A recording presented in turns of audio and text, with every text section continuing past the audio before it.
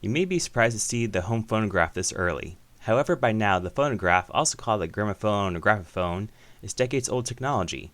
The original phonograph was invented and patented by Edward Leon Scott in 1857, which he called the phonautograph. Edison began making his own records and record playing machines in the late 1870s, a combination of the phonautograph, a telegraph, and the telephone. This machine was the first which was actually able to play back the sounds it recorded. By the 1900s, the technology had matured enough to enter the mass market for relatively cheap. The cheaper home machine sold for as little as the $5 Columbia Model Q Eagle graphophone, with other machines on the mass market ranging from $10 to $40.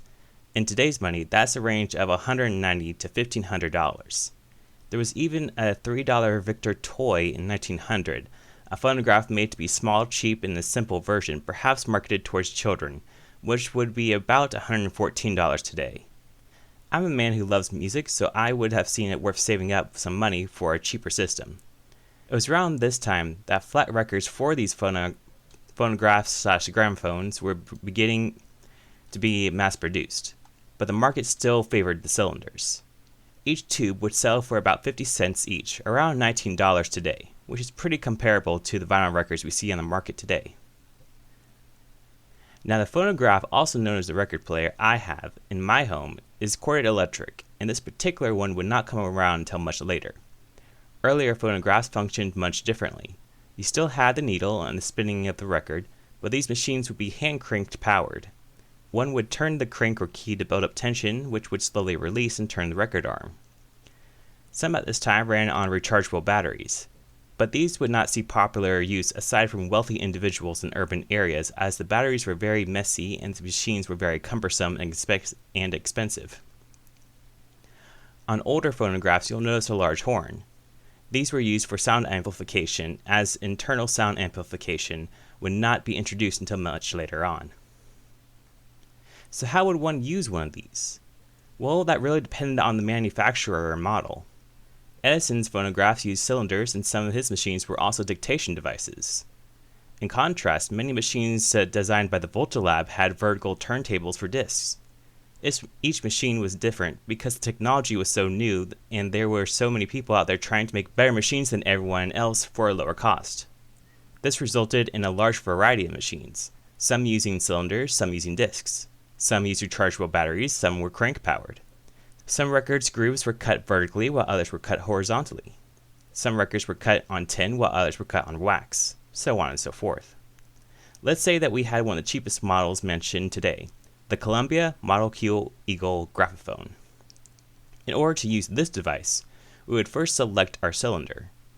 Unlike other devices you may be familiar with, this particular model, along with many Columbia graphophones, had its needle directly connected to the horn. The horn was removable in order to make the device portable, as it came with its own carrying case and the horn would not fit in it. This meant that the horn had to be smaller, and so you lost some amplification power.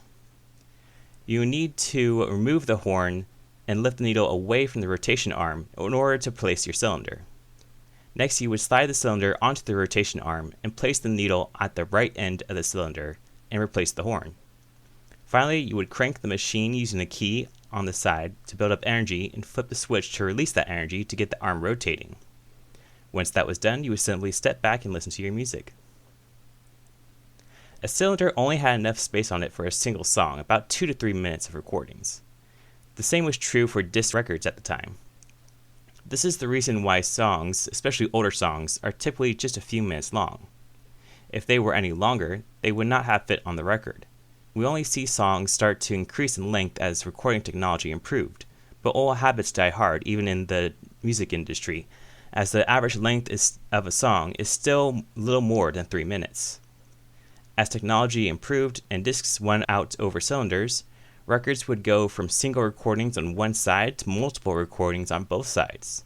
The size of discs would grow to accommodate the longer recordings, going from 7 to 8 inches in diameter to over a foot like the ones you see on store shelves today. Recording techniques also improved, allowing for more storage on the space, as well as higher quality in playback. But there's just something about the old audio quality, buffered from years of play after play, that is simply charming.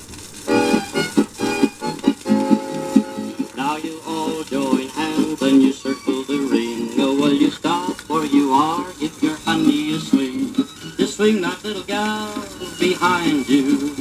You swing your own if you